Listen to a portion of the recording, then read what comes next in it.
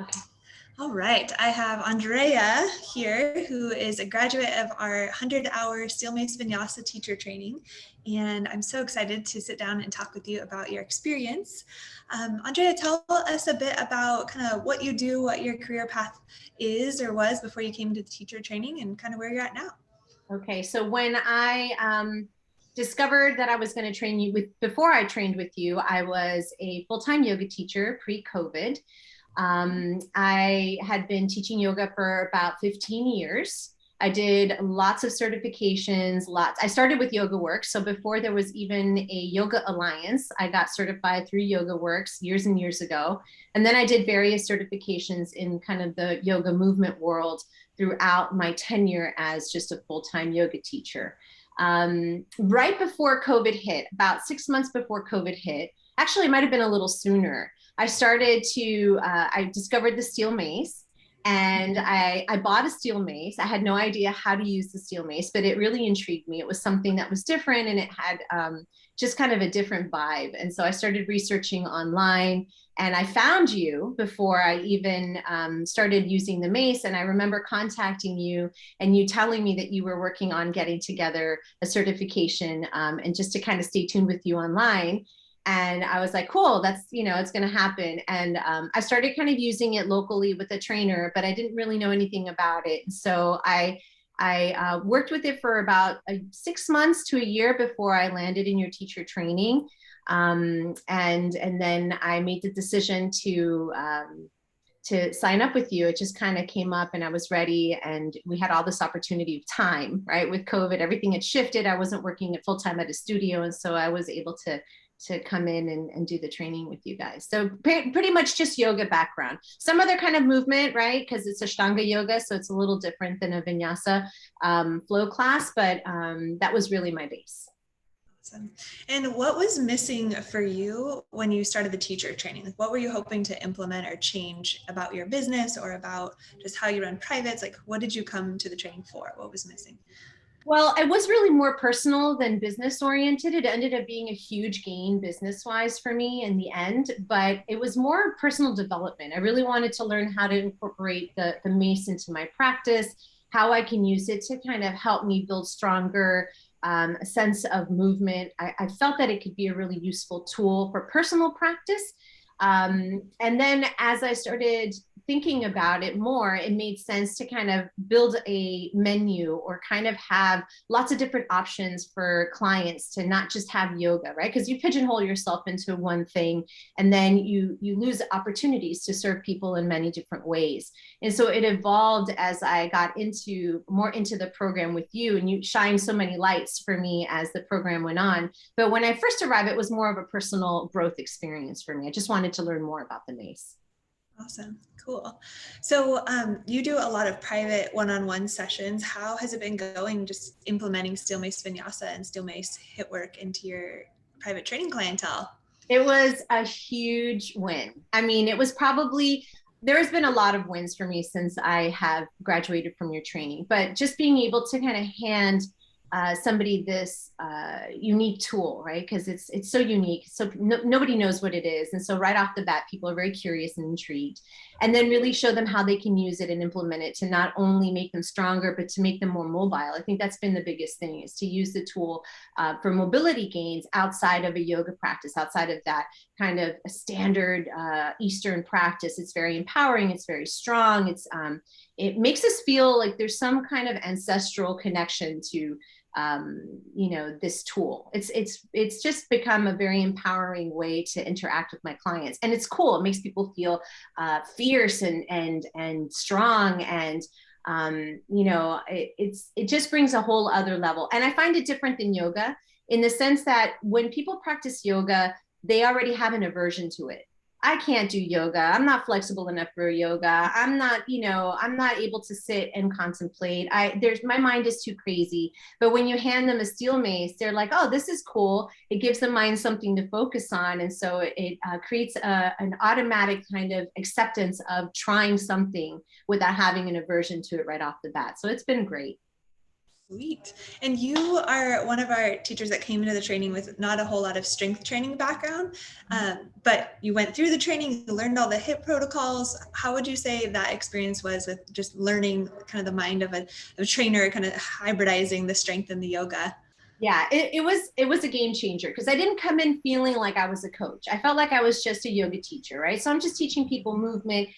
With the practice that I teach, it's very physically oriented, right? It's not so much only mobility and flexibility, but there's also a big strength component of it. But I never really thought of myself as somebody that can help build people in better movement, right? It was just kind of like the standard box, like this, I'm a yoga teacher, this is what I teach. And I didn't really think outside of that box. Once I started taking your program and just going through the protocols of the program, I was able to really learn. And it was stuff that was foundationally there, but I never knew how to apply it.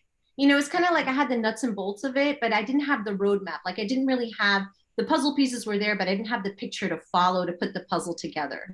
And so it was really hard for me to implement any kind of, I knew a lot about the body, I knew a lot about like anatomy, and all of those things were there, but how could I put the two together and marry them so that my students can then have a better understanding through my teaching on how to move their bodies.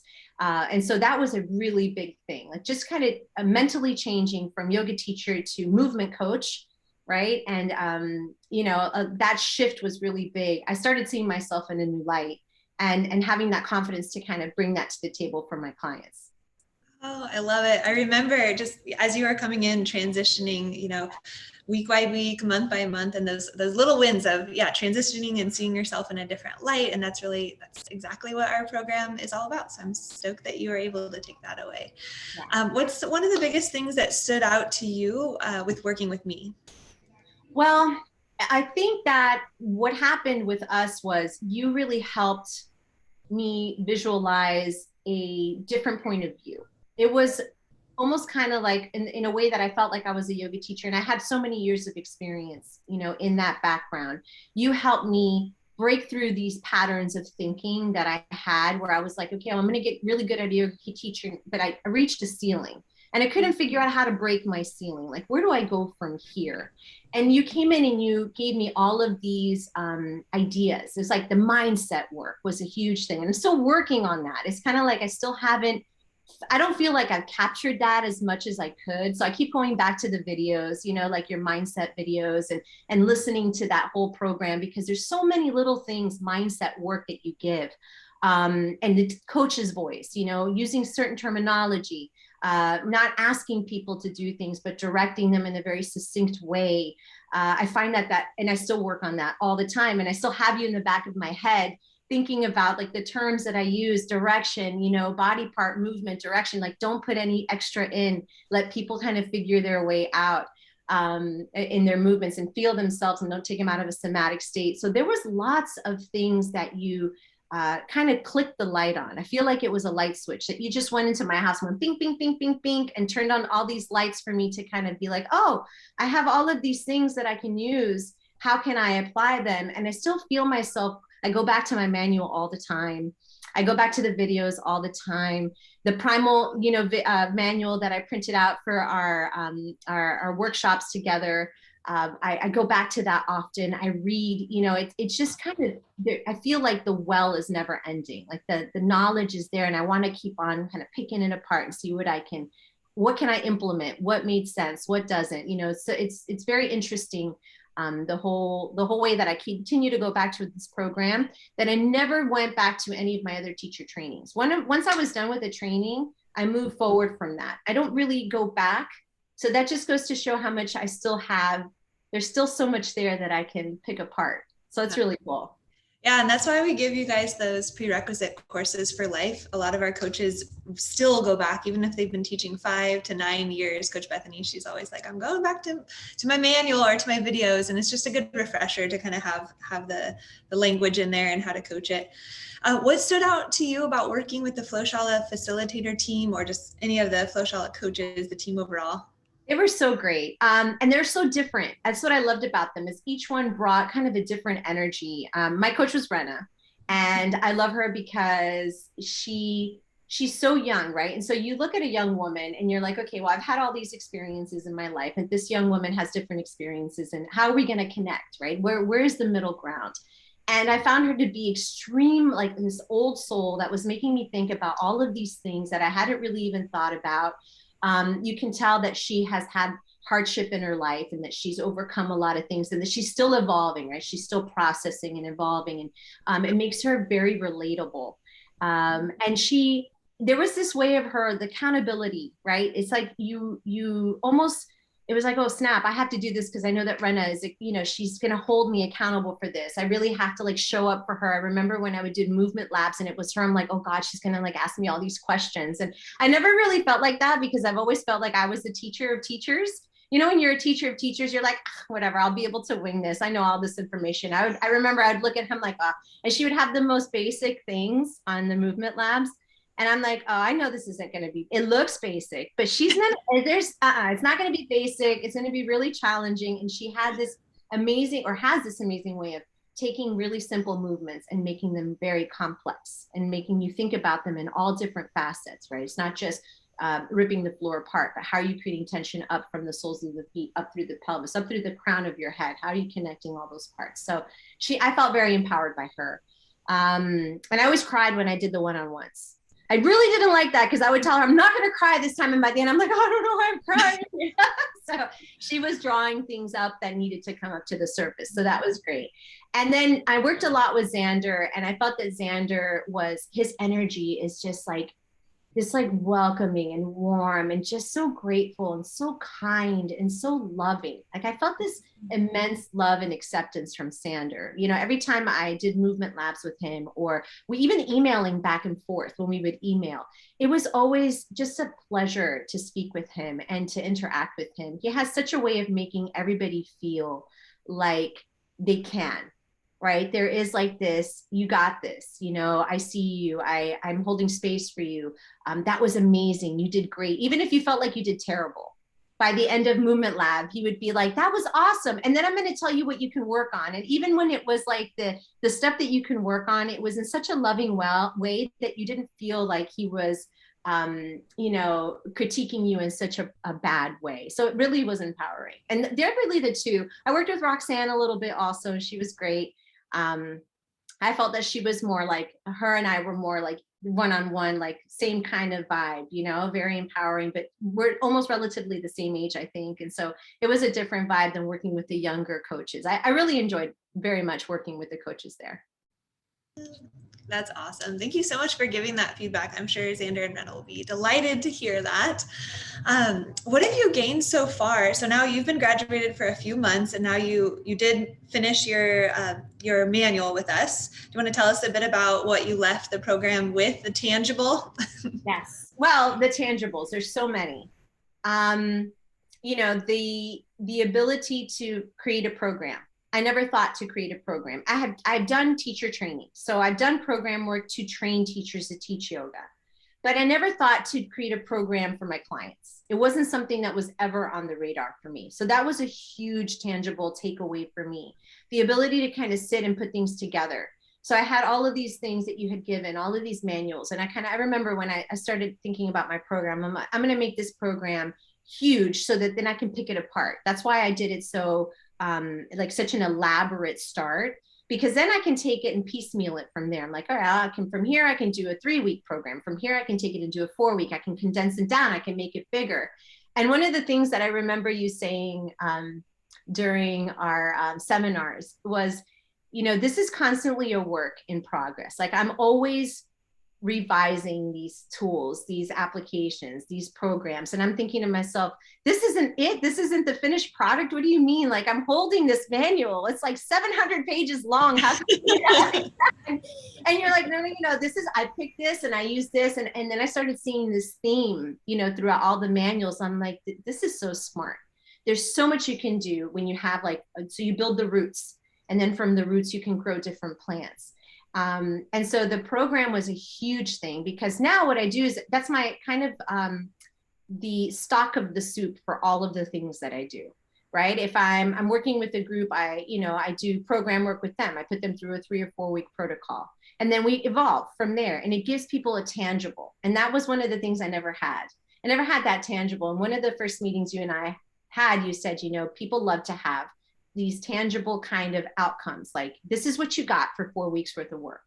This is what you received from doing all of the hard stuff.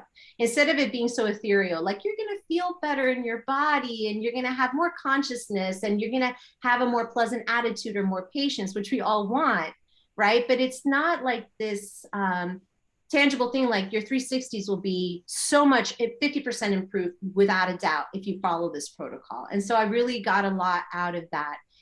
Just being able to kind of sit down and build my own program, and then have the confidence to beta test it, and the mindset work, because that's all plays into it. The kinesiology, the release work with the RAD rollers, that was huge for me, because I never did release work. I always did yoga. That was like my release work.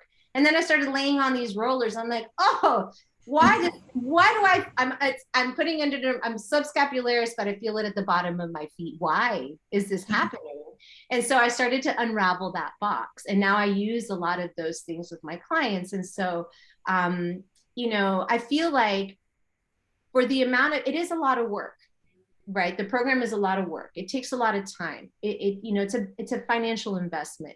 But what you get from it when you walk away, and even months later, how you still can go back to it, how you can still go back to the videos, the manuals, how you can still kind of pick things out of there and put them into use. That's invaluable. Like, that's stuff that I'm going to be using for years. It's always things that I'm going to be going back to. So I feel like what I put into it is very small compared to what I received out of it now after the fact. In it, you're like, oh my God, this is insane. Like, how am I doing this? But when it's like hindsight is 2020, like, you look back and you're like, oh yeah, okay, that wasn't as hard compared to, if I would have known that I would have received all of these like amazing benefits and outcomes, and I have all of these structures in place now and all of these abilities with my clients that I never had before, it wouldn't have even been a second thought to do the program. Right. But like everything in life, we always get past the hard stuff, and then we understand why we had to go through it. Yeah, you definitely, I remember you were ready, like your energy, like on the phone, you're just like, this is the path for me. I'm ready to move through a lot of this stuff. And I'm just so glad to hear that you took so much away. That really, every time I do these testimonial interviews, I'm just like, it's so heartwarming to know that you guys really value the work, and that you take those little nuances of like professionalism that we put into it, and you take that to heart too. That was huge. Awesome. Thank you. So what would you tell somebody that's maybe on the fence about signing up for the 100-hour Still Mace Vinyasa teacher training? So I would tell that person to set aside all self-doubt, whether it's financial self-doubt. That was a huge one for me, right? I'm a single mom. My business is was teaching yoga. Now I'm a movement educator. But before I'm a yoga teacher. I've been a yoga teacher. How am I going to invest in this to be able to then turn around and create an income stream for myself? So that was my first barrier. So if you're worried about the investment, I'm gonna parrot back something that somebody that was very smart told me once. If you can't invest in yourself, how can you expect for your clients to invest in you? And so this wonderful woman called Summer told me that on one of our calls when I was voicing my concern about the financial investment in it. How can you expect somebody to invest in you if you're not willing to invest in yourself, right? And then you start thinking about all of the money that you spend along the way, and how important it is to invest in our education as movement leaders. So that would be my first thing, is don't worry, the money will come back. It'll come back to you, because you'll be able to add so much more to your clientels, right? So much more value. And they're going to see that because it's such a spectacular training. That would be my first thing. The time. You will find the time, because you will make the time, because it's what's important. That was another thing, right? I was scattered here, there, all the time, teaching clients, 2 kids, I'm by myself. How am I going to do it? When you settle into it, you'll find a rhythm. You find a rhythm for it. You'll find a rhythm for the reading, for the studying, for your self-practice. That was a huge thing. Like me having a 4-day wait, myself going through the coaching aspects as myself as a client, you know, holding myself accountable, never in my life. And I still kind of, you know, that wasn't 100% there. At the end of the day, I still work on that accountability part. But it really changed the way that I even perceive my own movement practice. So it'll change the person that gets into it, that individual. Do it for yourself. Don't only do it for your clients, but do it so that you can evolve as an individual, as a movement practitioner, as a person. You're going to change. It'll be different. And you will walk away with so many things that you can empower yourself with and empower other people with, you know, not only physically, but also emotionally and mentally. There's a lot of things that you're going to take away from the program that you will be able to implement immediately. Even before I finished, I was already implementing, I was already testing, I was already kind of going through and throwing things out to see what resonated and what didn't. And it just really gave me, it's like that path was cleared. It's like, okay, I knew that I had an endpoint, but I couldn't get from A to B. And so then all of a sudden, it's little by little, as I went through the program, that path became very clear for me. So you will find your way. You know, and now with all of these new people that you have, like Mark Wildman, you know, and all of the people that you have from the Shala working, I mean, how could you not want to do the program? It's just something that is going to change your life. It really will. Oh my gosh. Oh, wow. That is incredible. Awesome. My final question, what was your biggest takeaway from this coaching? Your biggest takeaway, if you had to summarize it into one like string of thoughts. You're very eloquent with your words, by the way. Thank you. My biggest takeaway was really finding my niche, right? I discovered what I really wanted to focus on. It's really hard when you want to do all the things, right? I wanted to do all the things. I wanted to work with 20-year-olds and work with 80-year-olds and everybody in between. And really what this program did was it helped me kind of center myself in a way where I really felt, where am I going to be of most use? Where can I really make a big difference, a big impact? Who are the people that I want to serve, right? And so you always said, who are you serving? And all that always stuck with me. Who am I serving? I could have one class with a 20-year-old, but is that who I'm serving? That's not who I'm serving. And so instead of being scattered all around, I've been able to now kind of harness and focus on what I really want to do, who I want to serve. And in that way, I have developed more prosperity because I'm picking and choosing. I'm not just saying yes to everything. I'm kind of honoring my serve. Like, what am I serving? Who am I serving? Where am I making an impact? So that's really what I've come the most away with from the program. Absolutely. I've been calling that our soul clients, the people that were meant to transform, and we draw them. The energy is attracting in both directions. And it just feels really satisfying when you're with your clients that you're meant to help with transformation. Yeah. Awesome. Well, thank you so much for all those nuggets of wisdom. It's a pleasure to spend time with you virtually, and I look forward to meeting you in the flesh someday. And Andrea did our entire program virtually from Florida. Big thank you, and I look forward to seeing more of your stuff online. Can you tell us where we can stay in touch with your Instagram or any other spot online we can Absolutely. find? So on Instagram, I'm Ashtanga Yoga 305, and then I have a link tree that links up through there. So I keep everything just in one place to make it easy for people to find out where I'm teaching and where they can see me. Perfect. Thank you so much. Have a great rest of your evening. Thank you too, Summer. Take care.